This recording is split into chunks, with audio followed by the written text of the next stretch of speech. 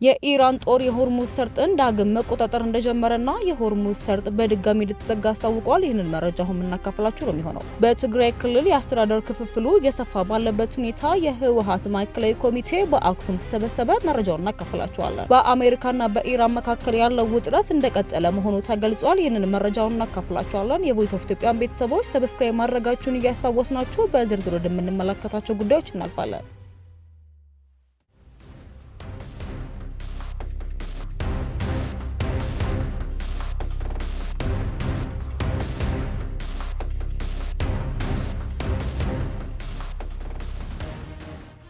በትግራይ ውስጥ የፖለቲካ መከፋፈል ፍርሃትን እያባባሰ የሚገኙና ከፍተኛ ጉጉት ያሳደረው የታገደው የህዝባዊ ወያኔ ሓርነት ትግራይ ወይንም ህወሓት ማዕከላዊ ኮሚቴ ስብሰባ በአክሱም እየተካሄደ ሲሆን ፓርቲው የክልሉን ጊዜያዊ አስተዳደር ውድቅ በማድረግ ከጦርነቱ በፊት የነበረውን የመንግስት መዋቅር ወደ ነበረበት ለመመለስ ሊንቀሳቀስ እንደሚችል የሚያሳዩ ምልክቶች እየጨመሩ መጥተዋል። እንደ አውሮፓውያን አቆጣጠር ኤፕሪል 15 2026 የጀመረው ይህ ስብሰባ በህወሓትና አሁን ባለው የክልሉ አመራር መካከል ያለው የሰፋ ልዩነት ባጋለጸው ጉዳይ ማለትም የጊዜያዊ አስተዳደሩ ፕሬዝዳንት ሌተናል ጀነራል ታደሰ ወረደ የስልጣን ዘመን ማራዘምን ተከትሎ በተፈጠረው መዘዝ ላይ በዋናነት ያተኮራል ተብሎ በሰፊው ይጠበቃል። ምንም እንኳን ህወሓት የማዕከላዊ ኮሚቴው ስብሰባ በጊዜያዊ አስተዳደሩ ፕሬዝዳንት ላይ ያተኮራል ብሎ በግልጽ ከመናገር ቢቆጠብም መደበኛ ስብሰባ እያካሄደ መሆኑንም አረጋግጧል። በዚህ ረቡዕ የተጀመረው ስብሰባ በዋና አጀንዳዎችና በአዳዲስ የፖለቲካ እድገቶች ላይ በጥልቀት እንደሚወያይና ተጨባጭ አቅጣጫዎችና ውሳኔዎች እንደሚጠብቁ ገልጿል። ለሪፖርተር አስተያየቶቻቸውን የሰጡ የክልሉ የፖለቲካ ፓርቲ ይሄን ጉዳይ አሻሚ የተደረገ ነገር ነው፣ አንድ ፓርቲ በዚህ ደረጃ ውሳኔዎች የሚል ምልክት ሲሰጥ ብዙውን ጊዜ የውስጥ አለመግባባት አስቀድሞ ተፈጥሯል ማለት እንደሆነና ስብሰባው የድርጊት መርሃ ግብርን መደበኛ ለማድረግ እንጂ ለመከራከር አለመሆኑንም ያስተውላሉ። ፖለቲከኞችና ታዛቢዎች ስብሰባው የጊዜያዊ አስተዳደሩን ህጋዊነት በቀጥታ የሚፈታተኑ ውሳኔዎችን ሊያሳልፍ እንደሚችልና ከፌዴራል መንግስት ጋርም ዳግም ግጭት የመፍጠር አደጋን እንደሚያሳድግም ይናገራሉ። ሌተናል ጀነራል ታደሰ ወረደ እንደማይቀበሉ በማወጅ የቀድሞውን መንግስት ወደ ነበረበት ለመመለስ ሊቀጥሉ ይችላሉ ብለዋል። ይሁን እንጂ ሌላ ግጭት የመቀስቀስ አደጋ ስላለው ህወሓት እንዲህ አይነት እርምጃን በቀጥታ ሊወስድ እንደማይችልም ጠቁመዋል። በምትኩ ማዕከላዊ ኮሚቴው ግፊቱን ከአካባቢ ምክር ቤት የመነጨ የህዝብ ጥያቄ አድርጎ ለማቅረብ ሊሞክር እንደሚችልም ይገምታሉ። ፖለቲከኛው ይህ ስልት በማዕከላዊ ዞን አንዳንድ ክፍሎች ቀደም ሲል ጥቅም ላይ እንደዋለና 3 የወረዳ ምክር ቤቶች ጊዜያዊ አስተዳደሩ እንዲፈርስ ጥሪ ማድረጋቸውንም ይገልጻሉ። በጊዜያዊ አስተዳደሩ ላይ ጫና ለመፍጠር አሻሚ መግለጫዎችንም ሊያወጣ እንደሚችል ህወሓት አስተውለዋል። እንደሳቸው ገለጻ ታደሰን በቀጥታ ከመቃወም በመቆጠብ ይልቁንም የሹመቱ ሂደት ህገ ወጥ ነው ብሎ ሊከራከሩ ይችላሉ። የትግራይ ነጻነት ፓርቲ ወይንም ቲአይፒ ምክትል ሊቀመንበርና የውጭ ግንኙነት ኃላፊ አለምሰገድ አራጋይ ሁኔታው አደገኛ ወደሆነ የለውጥ ነጥብ ላይ መድረሱን አስጠንቅቀዋል። የጊዜያዊ አስተዳደሩ ቀደም ሲል ከህወሓት ፍላጎት ጋር ተሰልፈው እንደነበር ቢያምኑም አሁን ግን ፓርቲው የስልጣን ዘመናቸው መራዘሙ በግልጽ ወደ መቃወም ተሸጋግሯል ይላሉ። የጊዜያዊ አስተዳደሩ ፕሬዝዳንት ባለፈው አንድ አመት የህወሓትን ፍላጎት ለረጅም ጊዜ ሲያጽፈጽሙ እንደቆዩ እንደሚያምኑም ገልጸዋል። ይሁን እንጂ ህወሓት አሁን የፕሬዝዳንቱን የስልጣን ማራዘሚያ ህገ ወጥና ተቀባይነት የሌለው መሆኑን ማሳወቁን ገልጸው ይህም የታደሰ ግጭት ሊፈጠር የሚችልበት እድል ከፍ ያደርገዋልም ብለዋል።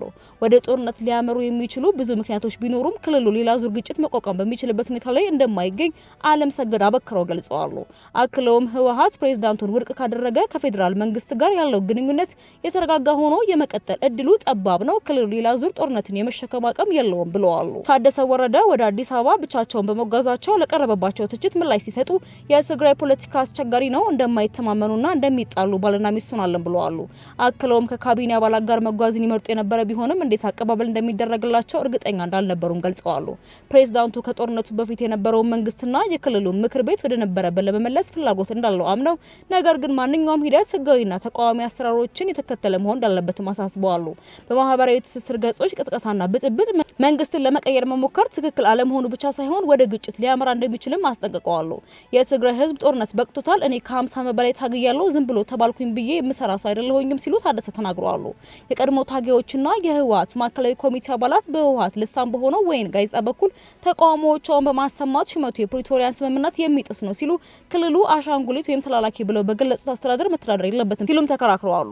ከዚያም ህወሓት ረቡዕ ዕለት በአክሱም ስብሰባውን የጀመረ ሲሆን የፖለቲካ ተዋናዮችና ታዛቢዎች ይህ በታደሰ አስተዳደር ላይ የጨመረ የመጣውን ጫና እንደሚያሳይና እንደ ጌታቸው ረዳ አይነት ጣፈንታ ሊገጥማቸው እንደሚችልም ይጠቁማሉ። በበኩላቸው ፕሬዝዳንቱ የቀድሞውን መንግስት ወደ ነበረበት ለመመለስ ፍላጎት ቢኖርም ሁሉም ድርጊቶች ህጋዊ ሂደቶችን መከተል አለባቸውም ሲሉ አረጋግጠዋል። በሌላ ሰበር መረጃችን ስንሻገር የሆርሙዝ ሰርጥ በድጋሚ ተዘግቷል። የኢራን ጦር የሆርሙዝ ሰርጥን ዳግም መቆጣጠር እንደጀመረ ተዘገበ። ፋርስ የዜና ወኪል፣ የኢራን የተማሪው ዜና ወኪል እንዲሁም ብሔራዊ መገናኛ ብዙሃኑ ኢራን አብዮታዊ ዘቡን ጠቅሰው የሆርሙዝ አካባቢን ጦሩ ተቆጣጥሮታል፣ በቀደመ ሁኔታ ላይ መመለሱንም ዘግበዋል። የተወሰኑ የጭነት መርከቦች በሰርጡ በኩል ማለፍ ችለው ነበረ። አብዮታዊ ዘቡ በመግለጫው አሜሪካ በባህር ላይ ውንብድና ወንጀል እርግዳ የምትለው ከባህር ላይ ዘረፋ አይተናነስም ብለዋል። ኢራን ቀደም ሲል ወደቦቿ ተዘግተው የሚቆዩ ከሆነ ሰርጡን እንደምትዘጋም ዝታ ነበረ። የሆርሙዝ ሰርጥ በኢራን በስተደቡብ የሚገኝ ጠባብ መተላለፊያ ሲሆን የዓለም 20% ነዳጅና የተፈጥሮ ጋዝም ይጓጓዝበታል። ኢራን በአሜሪካ ጋር ያደረገችው ድርድር ያለ ስምምነት መጠናቀቁን ተከትሎ የአሜሪካ ጦር ወደ ኢራን ወደቦች መርከቦች እንዳይገቡና እንዳይወጡ ለማድረግ እገዳም ጥሎ ነበረ። የኢራን ከፍተኛ ባለስልጣናት ግን እገዳው ካልተነሳ ሆርሙዝን እንደሚዘጉ ሲያስጠነቅቁ መቆየታቸውን ቢቢሲ ዘግቧል። የቮይስ ኦፍ ኢትዮጵያ ቤተሰቦች ሰብስክራይብ ማድረጋችሁን እያስታወስናችሁ ወደ መጨረሻ ዘገባችን እናልፋለን። በአሜሪካና በኢራን መካከል ያለው ውጥረት እንደቀጠለ መሆኑ ተገለጸ። ምንም እንኳን ኢራን ቁልፍ የሆነውን የሆርሙዝ የባህር ወሽመጥ ክፍት ማድረጓን ብታሳውቅም በአሜሪካና በቴህራን መካከል ያለው ዲፕሎማሲያዊ ውጥረት አሁንም እንደቀጠለ መሆኑ ተነገረ። የአሜሪካው ፕሬዝዳንት ዶናልድ ትራምፕ ኢራን የተሟላ ስምምነት ላይ እስካልደረሰች ድረስ በሀገሪቱ ላይ የተጣለው የባህር ላይ እገዳ እንደማይነሳም አስጠንቅቀዋል። ፕሬዝዳንት ዶናልድ ትራምፕ በሰጡት መግለጫ አሜሪካ የኒውክሌር አቧራ በሚል የገለጹትን እርምጃ መውሰዷን ጠቅሰው ኢራን በምንም ሁኔታ የኒውክሌር መሳሪያ ባለቤት እንዳትሆን አሜሪካ ቁርጠኛ መሆኗን በድጋሚ አበስረዋል። ትራምፕ አክለውም ኢራን ከአሜሪካ ጋር አዲስና የተሟላ ስምምነት በፊርማዋ እስካላረጋገጠች ድረስ አሜሪካ በኢራን የጣለችውን ጥብቅ የባህር ላይ ከበባ ወይንም እገዳ እንደማይነሳ በግልጽ አስታውቀዋል። ይህ በእንዲህ እንዳለ በእስራኤልና በሊባኖስ መካከል የተደረሰው የተኩስ አቁም ስምምነት በቀጠናው ላይ መጠነኛ መረጋጋትን ያመጣል ተብሎ ቢጠበቅም የአሜሪካና የኢራን ፍጥጫ ግን አሁንም ስጋት እየደቀነ ይገኛል። የዓለም አቀፍ ጉዳዮች ተንታኞች እንደሚሉ ከሆነ የትራምፕ አስተዳደር በኢራን ላይ የተከተለ ያለው ከፍተኛ ጫና የማሳደር ፖሊሲ ቴህራን ወደ ድርድር ጠረጴዛ እንድትመጣ ማስገደድ ያለመ ነው ሲል ተናግሯል። የቮይስ ኦፍ ኢትዮጵያ ቤተሰቦች በሌላ አዳዲስና ወቅታዊ መረጃዎች ዳግም እስክንገናኝ ሰብስክራይብ ማድረጋችሁን እያስታወስናችሁ ደህና ቆዩ።